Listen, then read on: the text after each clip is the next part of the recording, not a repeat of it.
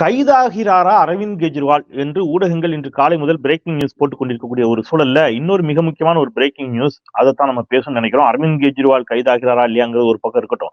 அதோட மிக மிக முக்கியமானது ஒரு கேஸ் என்ன அப்படின்னா, இந்த ஏழை விவசாயிகள் 2 விவசாயிகளுக்கு அமலாக்கத்துறை சம்மன் அனுப்பியது. அது கடும் எதிர்ப்பு கிளம்பிய பிறகு இப்போ அந்த வழக்கை ரத்து செய்திருக்கிறது அமலாக்கத்துறை. அமலாக்கத்துறையினுடைய இந்த பின்வாங்கலுக்கு என்ன காரணம் அப்படிங்கிறத பற்றியும், தொடர்ச்சியா தமிழ்நாடு நிதி ஆதாரங்களில் நிதி கொடுப்பதில் வஞ்சிக்கப்படுகிறது என்று தொடர் குற்றச்சாட்டு இருக்கு. இந்த முறை பிரதமர் வந்த பொழுதும் பிரதமரை மேடையில் வைத்துக் கொண்டே முதலமைச்சர் எங்களுக்கான நிதியை தாங்க என்று கேட்டதும் வடை வேண்டாம் நிதி வேண்டும் என்று ஹேஷ்டாக் ட்ரெண்ட் ஆனதெல்லாம் நம்ம பார்த்தோம். இந்த செய்திகள் குறித்து அதை விட முக்கியமானது இன்னொரு செய்தி இருக்கிறது. ஆந்திர அரசியலில் ஒரு அதிரடி திருப்பம் வர இருக்கிறது. ஜெகன் மோகன் அவருடைய சகோதரி காங்கிரஸில் இணைய இருக்கிறார் அப்படிங்கிற செய்தி. இவற்றை பற்றி எல்லாம் நாம் நம்முடைய பொருளாதார வல்லுநர் காங்கிரஸ் கட்சியை சார்ந்த திரு ஆனந்த் சீனிவாசன் அவர்களோடு பேச இருக்கின்றோம். வணக்கம் சொல்லி வரவேற்போம். திரு ஆனந்த் வணக்கம். புத்தாண்டு வாழ்த்துக்கள் உங்களுக்கும், மணி பேச்சு குழுவினருக்கும், உங்கள் குடும்பத்தினருக்கும் புத்தாண்டு வாழ்த்துக்கள். ஸோ தமிழ் கேள்வியின் சார்பாக இப்போ எஸ் தேங்க்யூ.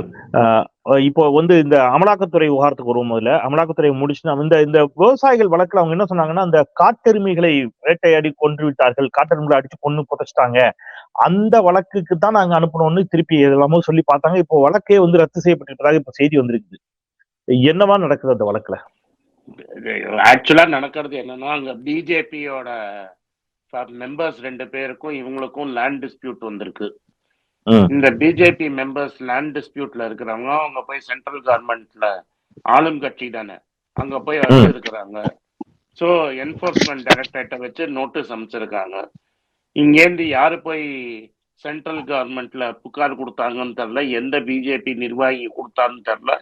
அவங்க மேல கேஸ் போட்டிருக்காங்க. அவங்க பேங்க்ல 450 ரூபா 500 ரூபா தான் இருக்கு. ஸோ கடன் வாங்கி தான் அவங்க போய் அமலாக்கத்துறையில அப்பியரே ஆயிருக்காங்க. அப்பியர் ஆனப்ப அவனை நீ இப்ப இன்கம் டேக்ஸ் ப்ரூஃப் கொண்டு வா, நீ உன்னோட எஃப்டி என்ன ஸ்டேட்மெண்ட் வச்சிருக்க, உன் சொந்தக்காரன் எவ்வளவு பணம் வச்சிருக்க, உன்கிட்ட எவ்வளவு பணம் இருக்குன்னு கேள்வி கேட்டு அதெல்லாம் ஒன்றும் இல்லைன்னு இது பெரிய ஒரு ஃபியூரோர் ஆயிடுச்சு, நேஷனல் நியூஸ் ஆயிடுச்சு. உடனே இவங்க காட்டெருமையை அடிச்சு கொண்டுட்டாங்கிறாங்க. அப்படியே காட்டெருமையை இவங்க அடிச்சு கொண்டு இருந்தாலும் இடியோட ப்ராப்ளம் கிடையாது, அது ஃபாரஸ்ட் டிபார்ட்மெண்டோட ப்ராப்ளம். ஃபாரஸ்ட் டிபார்ட்மெண்ட்ங்கிறது ஒரு ஸ்டேட் சப்ஜெக்ட். நம்ம கான்ஸ்டிடியூஷன்ல எது ஸ்டேட் சப்ஜெக்ட் எது சென்ட்ரல் சப்ஜெக்ட்னு கிளியர்லி டிஃபைன்டு. ஃபாரஸ்ட்ங்கிறது ஒரு ஸ்டேட் சப்ஜெக்ட். நம்ம தமிழ்நாடு ஃபாரஸ்ட் டிபார்ட்மெண்ட் தான் அதுக்கு பதில் சொல்லணும். அதை விட்டுட்டு நீங்க இடி டிபார்ட்மெண்ட் வந்துருச்சு, காட்டெருமையை அடிச்சதுக்குன்னா இடி டிபார்ட்மெண்ட் வருதுங்கிறது ரொம்ப ஜோக்கா இருக்கு. இதுலேருந்து நம்மளுக்கு என்ன கிளியரா தெரியறதுன்னா, அது அரவிந்த் கெஜ்ரிவாலா இருக்கட்டும், இல்லாட்ட காங்கிரஸ் ராகுல் காந்தியா இருக்கட்டும், இடிங்கிறது இந்த சென்ட்ரல் கவர்மெண்டோட கையில ஒரு டூல் மாதிரி இருக்கு, ஆட்களை மிரட்டுறதுக்கு ஒரு டூலா இருக்கு. ஏன்னா இடிக்கு பவர் டு அரெஸ்ட், ஹராஸ் பண்றதுக்கு இதுக்கெல்லாம் பவர் இருக்கு. கோர்ட்டுக்கு மேல அவங்களால பண்ண முடியுது. இது இங்க மட்டும் இல்ல, கேரளாலையும் நீங்க பாத்தீங்கன்னா மணப்புரம்னு ஒரு கம்பெனி, அந்த கம்பெனி ஓனர் பேரு நந்தகுமார்னு பேரு. அவரு 15 வருஷத்துக்கு முன்னாடி ஏதோ அக்ரிகல்ச்சரல் கம்பெனி நடத்துறேன் டெபாசிட் வாங்கினாரு. ஆர்பிஐ சொன்னோன்னா டெபாசிட் பணத்துல திரும்பி கொடுத்துட்டாரு. அந்த கேஸ்ல டெபாசிட் கொடுத்தியா இல்லையான்னு கேஸ போட்டுட்டு அவரோட 2000 கோடி சொத்தை முடக்கிட்டாங்க. அப்புறம் அவர் போய் ஹைகோர்ட்ல அதை தள்ளுபடி பண்ணிட்டு வந்தாரு. ஓவராலா பாத்தீங்கன்னா அவங்களுக்கு அகேன்ஸ்டா யார் பேசினாலும் அவங்கள்ட்ட ஏதாவது ஒரு எவிடன்ஸ் இருக்கா இல்லையான்னு பார்க்காம இந்த அமலாக்கத்துறைய அவங்க மேல பாய விடுறாங்க.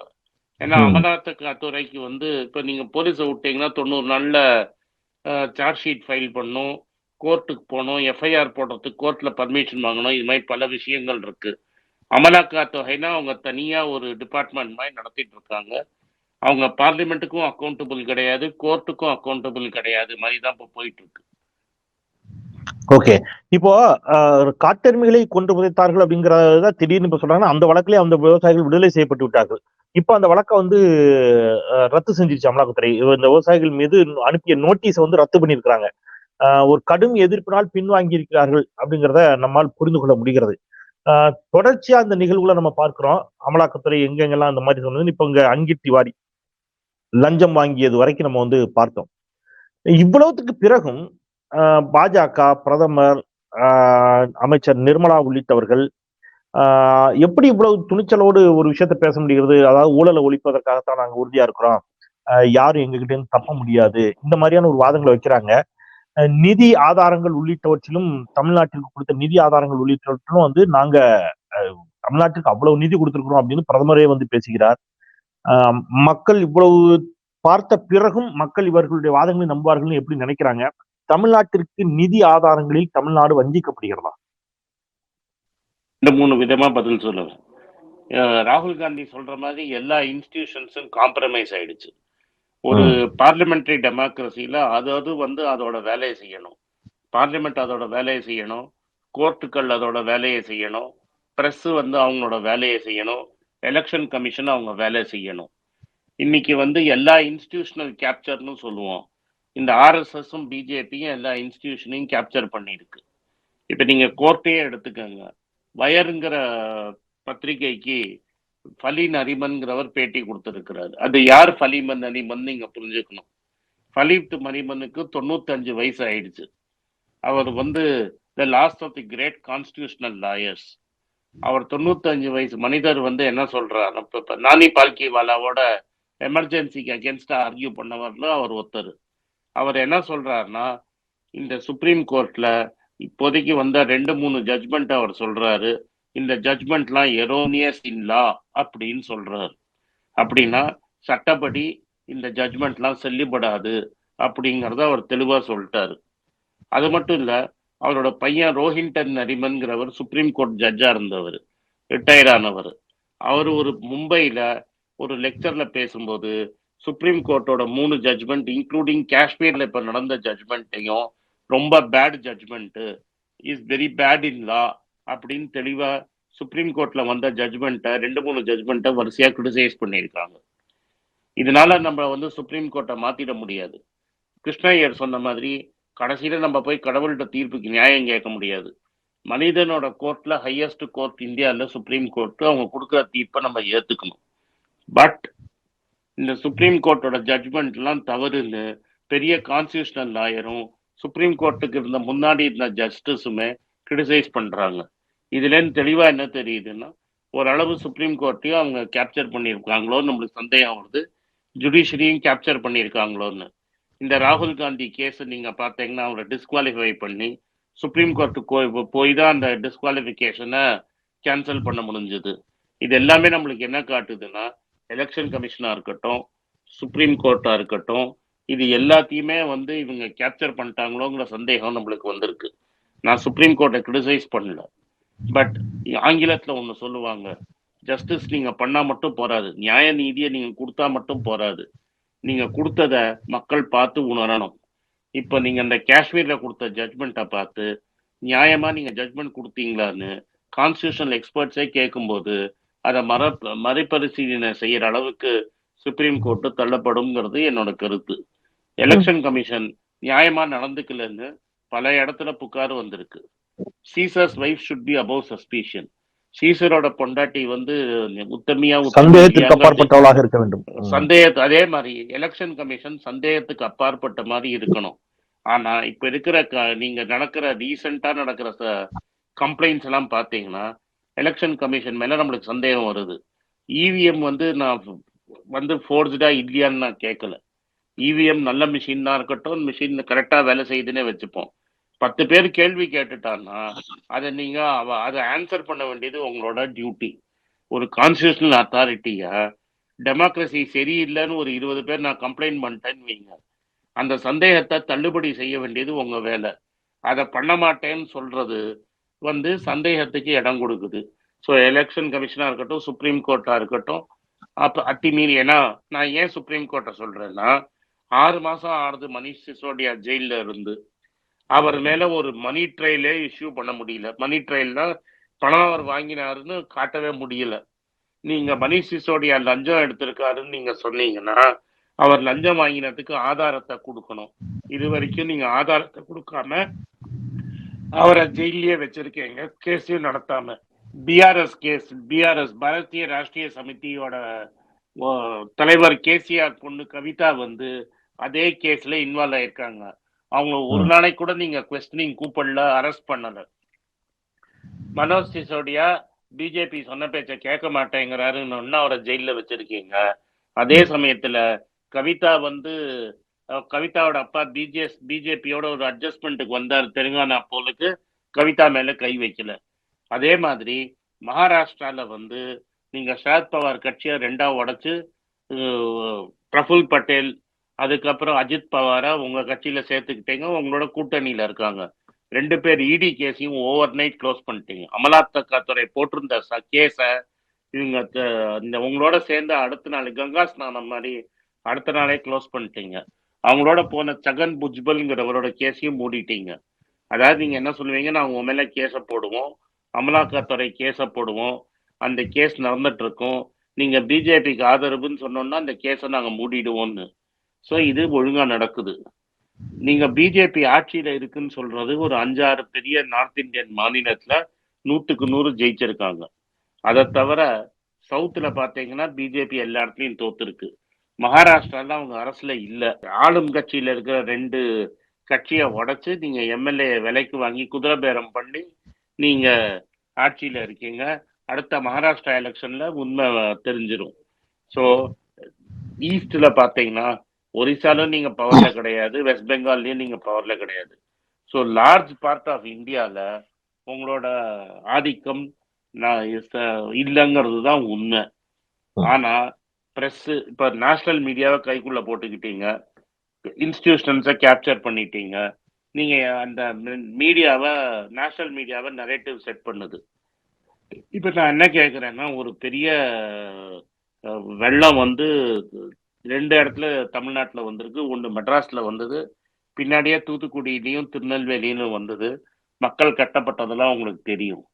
நீங்க வந்து பார்த்துட்டு உடனே நிவாரணத்துக்கு பணத்தை கொடுத்துருக்கணும். அதை விட்டுட்டு நீங்க நார்மலா வந்து டிசாஸ்டர் ரிலீஃப் ஃபண்டு ஒரு ஸ்டேட்டுக்கும் வருஷத்துக்கு இவ்வளவு கொடுக்கணும் ஒரு தொகைன்னு இருக்கு. அந்த தொகையை கொடுத்துட்டு நான் பணம் கொடுத்துட்டேன்னு சொல்றது என்ன அர்த்தம்? எனக்கு வந்து டிசாஸ்டர் வருதோ இல்லையோ அந்த பணம் எனக்கு வர வேண்டிய பணம். எனக்கு வர வேண்டிய பணத்தை எனக்கு கொடுத்துட்டு நான் வந்து ஃப்ளட் ரிலீஃப் கொடுத்தேன்னு சொல்றது பட்ட பொய்.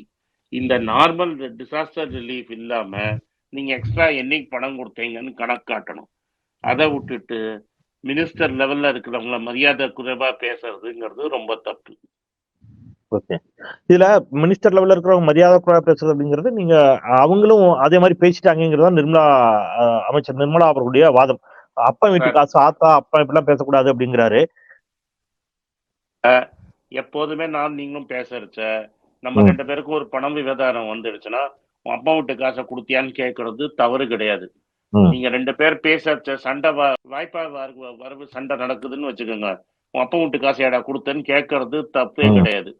இப்ப நான் வந்து நீங்க எனக்கு கான்ட்ராக்ட் செய்யறீங்க, கான்ட்ராக்டுக்கு நான் பேமெண்ட் கொடுக்குறேன், நான் கவர்மெண்ட் ஆபீசரு, நான் கொடுக்கலன்னு வைங்க, நான் பணம் கொடுத்தேன்னா உங்க காசையா எடுத்து கொடுத்தேன்னு கேட்போம்ல நம்ம.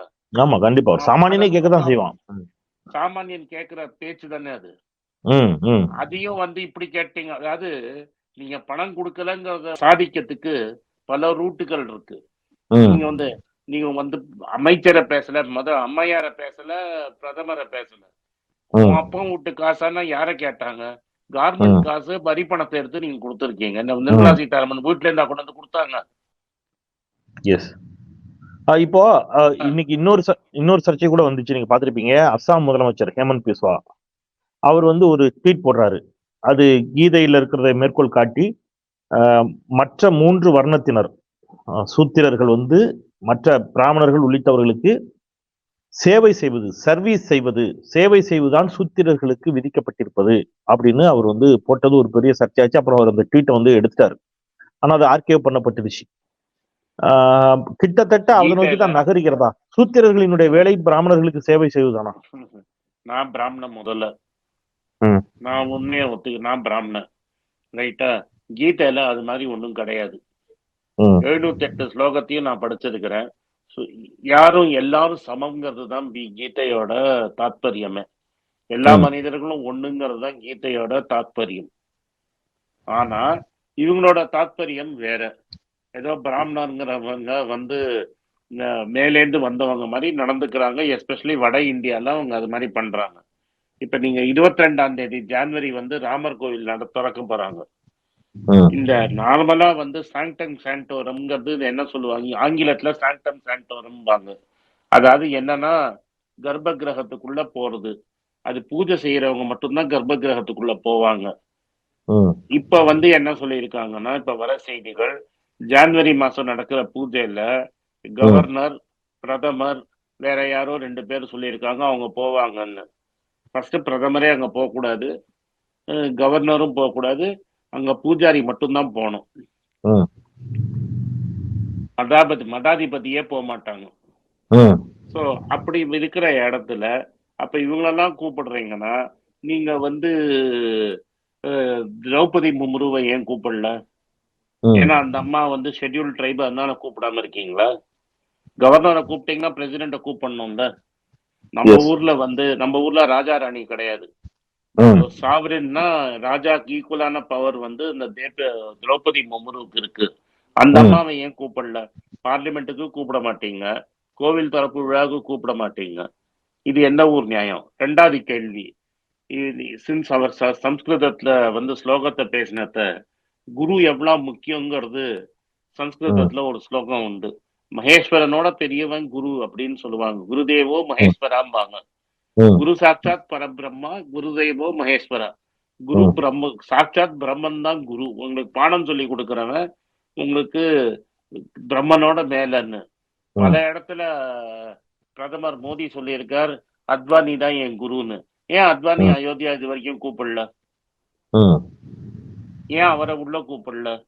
ராம ஜென்ம பூமியே வந்து மூமெண்ட்டே ஸ்டார்ட் பண்ணது லால் கிஷன் அத்வானி தான். இன்னைக்கு ஏன் ம். அவரை புறக்கணிக்கிறீங்க? Yes. குரு துரோகங்கிறது ஹிந்துயிசம்ல இருக்கான்னு நான் பிஸ்வாவை திரும்பி பார்த்து கேட்கிறேன். ம், ஹேமந்தா ம், பிஸ்வாவை நான் கேட்கறது கேள்வி ஹிந்துயிசம்ல உங்களுக்கு குரு துரோகங்கிறது எங்க எழுதி இருக்கு? குருக்கு ம், துரோகம் பண்ணுன்னு எங்கேயாவது ஹிந்துல சொல்லி கொடுத்துருக்காங்களா? ஸோ நம்ம பண்றது ஒண்ணு, பேசுறது ஒண்ணு. ஹிந்துயிசம்ல இது மாதிரி எந்த வேதத்திலையும் சரி, உபநிஷத்துலயும் சரி, கீதையிலயும் சரி, சூத்திரன் தனி பிராமணன் தனின்னு எங்கேயும் இருந்ததே கிடையாது. ம், பரப்புனால ஒருத்தன் பிராமணனா ஆவே முடியாது. பிரம்மத்தை அறிஞ்சவன் தான் பிராமணன். அதனால சும்மா நான் பரப்புல பிராமணன் சொல்லிக்கிறது ஊரை ஏமாத்துறது. எனக்கு தெரிஞ்ச பல பிராமணன் வந்து இது நான் வெஜிடேரியன் சாப்பிடுறதும் நான் பார்த்து இருக்கிறேன். ம். அதனால பேசுறது ஒண்ணு, செய்யறது ஒண்ணுங்கிறதுல வந்து தவறு. ஓகே. இது வந்து பிறப்பினால் அடிப்படையில யாரும் பிராமணராக முடியாது. அப்படி சொல்வது அப்படிங்கிறது உரை ஏமாற்றுவது அப்படின்னு சொல்றீங்க. பட் அவர் ஒரு முதலமைச்சராக இருந்து கான்ஸ்டிடியூஷன் அடிப்படையில அனைவரும் சமம் என்று உறுதிமொழி ஏற்றுக்கொண்டவர். அவர் ஒரு ட்வீட்டை போட்டதுதான் ஒரு பெரிய சர்ச்சை ஆக்கியது. இல்ல அவர் இல்ல அதனால இது ம், மொத்தம் இதெல்லாம் இத மாத்துறது. எத ம். நீங்க கோர் கவர்னன்ஸ்ல இருந்து இந்த இஷ்யூவை பிரச்சனை எல்லாம் டைவர்ட் பண்றது. ம், டைவர்ட் பண்றது, ரிலிஜன்ங்கிறத கொண்டு வர்றது, இதெல்லாம் ம், தேவையில்லாத விஷயம். ம். நீ சொன்ன மாதிரி வேலையில்லா திண்டாட்டம், விலைவாசி உயர்வு, பல்வேறு பிரச்சனைகள் இருந்து மதம், சாதி சார்ந்த பிரச்சனைகளை பேசுகின்ற பொழுது அவை வந்து டைவர்ட் ஆயிடும்னு. நன்றி திரு ஆனந்த். உங்களுடைய தொடர் பணிகளுக்கு மத்தியில் எங்களோடு இணைந்தீர்கள். எங்களுடைய தமிழ் கேள்வி சொந்தங்களுக்காக உங்கள் கருத்துக்களை பகிர்ந்து கொண்டீர்கள். தமிழ் கேள்வியின் சார்பாக உங்கள் வருகைக்கும் கருத்து பகிர்வுக்கும் நெஞ்ச நேர்ந்த நன்றி. நேர சலாம் சொந்தங்களே, திரு ஆனந்த் அவர்களுடனான இந்த நேர்காணலை இந்த அளவிலே மீண்டும் மற்றொரு நிகழ்ச்சியில் சந்திக்கின்றேன். தமிழ் கேள்வியை சப்ஸ்கிரைப் பண்ணி பாருங்க. உங்கள் ஆதரவை தாருங்கள் என்று கேட்டு விடைபெறுகின்றேன். குரலற்றவர்களின் குரலாய் நான் செந்தில். நன்றி.